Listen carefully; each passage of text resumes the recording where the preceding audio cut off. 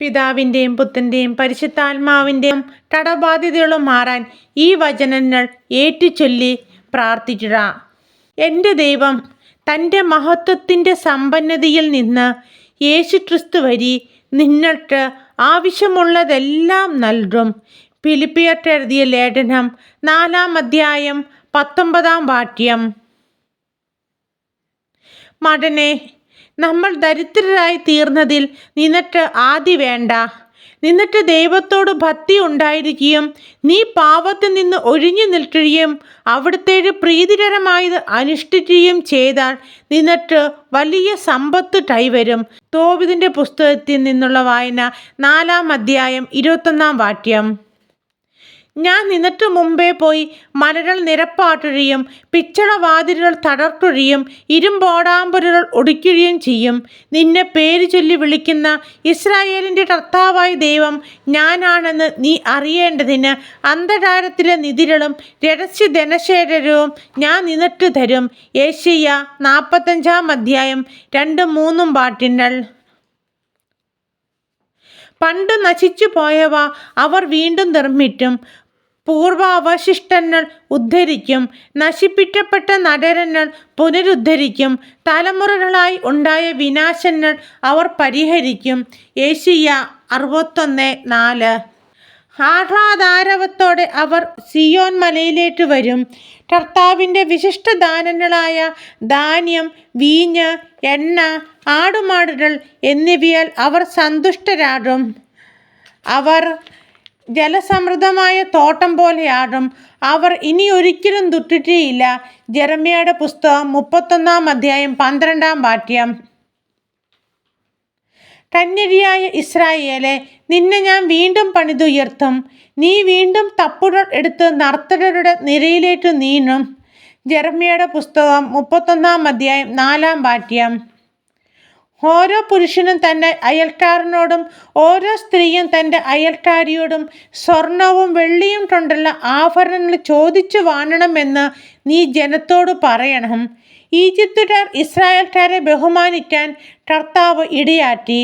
ഫറവോയുടെ സേവകരും ജനങ്ങളും മോശയെ ഈജിപ്തിലെ ഒരു മഹാപുരുഷനായി കരുതി.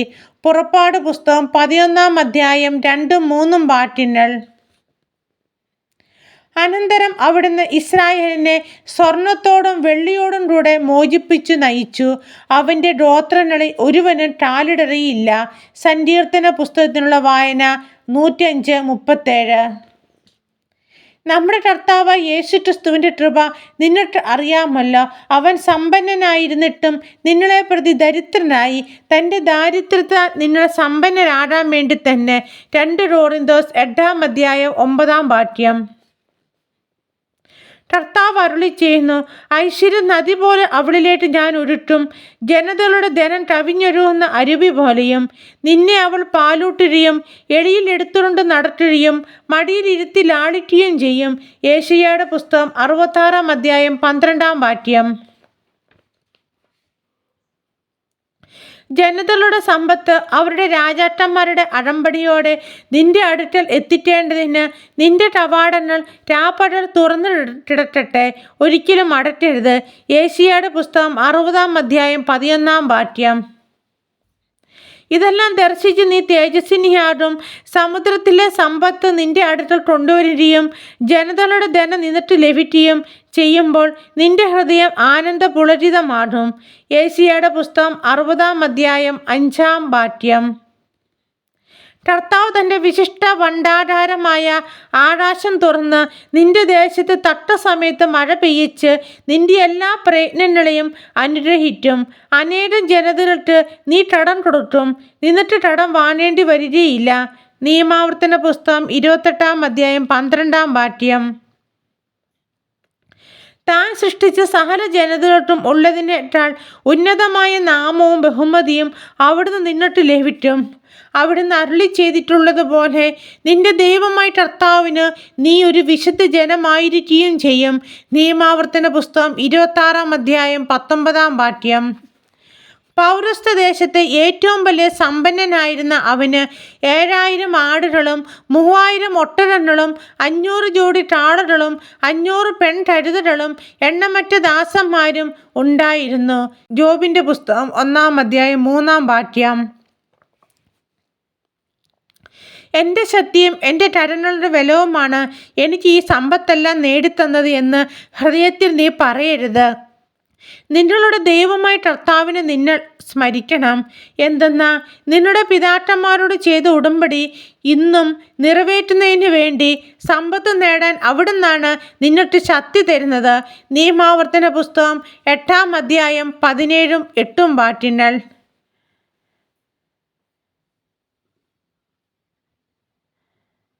നിങ്ങളുടെ ദൈവമായ കർത്താവ് തൻ്റെ വാഗ്ദാനമനുസരിച്ച് നിങ്ങളെ അനുഗ്രഹിക്കും. നിങ്ങൾ അനേകം ജനതകളുടെ കടം കൊടുക്കും. നിങ്ങളൊന്നും കടം വാങ്ങുകയില്ല. നിങ്ങൾ അനേകം ജനതകളെ ഭരിക്കും. നിങ്ങളെ ആരും ഭരിക്കുകയില്ല. നിയമാവർത്തന പുസ്തകം 15-ാം അധ്യായം 6-ാം വാക്യം. യൂദ പോലും ജെറുസലേമിനെതിരെ യുദ്ധം ചെയ്യും. ചുറ്റുമുള്ള സകല ജനതകളുടെ സമ്പത്ത്, ധാരാളം വെള്ളിയും സ്വർണവും വസ്ത്രങ്ങളും ശേഖരിക്കപ്പെടും. സക്കറിയായുടെ പുസ്തകം 14-ാം അധ്യായം 14-ാം വാക്യം. സ്വർഗസ്ഥനായ ഞങ്ങളുടെ പിതാവേ, അങ്ങയുടെ നാമം പൂജിതമാകണമേ. അങ്ങയുടെ രാജ്യം വരണമേ. അങ്ങയുടെ തിരുമനസ്സ് സ്വർഗ്ഗത്തിലേതുപോലെ ഭൂമിയിലും ആകണമേ.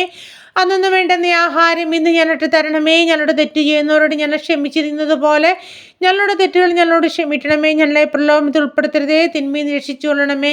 നന്മ നിറഞ്ഞ മറിയമേ, സ്വസ്തി, കർത്താവ് അങ്ങയുടെ സ്ത്രീകളിൽ അനുഗ്രഹിക്കപ്പെട്ടവളാവുന്ന അങ്ങയുടെ ഉദരത്തിൻ ഫലമായി ഈശോ അനുഗ്രഹിക്കപ്പെട്ടവനാവുന്നു. പരിശുദ്ധ മറിയമേ, തമ്പുരാൻ്റെ അമ്മയെ, പാപികളായ ഞങ്ങൾക്ക് വേണ്ടി ഇപ്പോഴും ഞങ്ങളുടെ മരണസമയത്തും തമ്പുരാനോട് അപേക്ഷിച്ചുകൊള്ളണമേ. പിതാവിനും പുത്രനും പരിശുദ്ധാത്മാവിനും സ്തുതി, ആദിയിലെ പോലെ ഇപ്പോഴും എപ്പോഴും എന്നേറ്റും. ആമേൻ.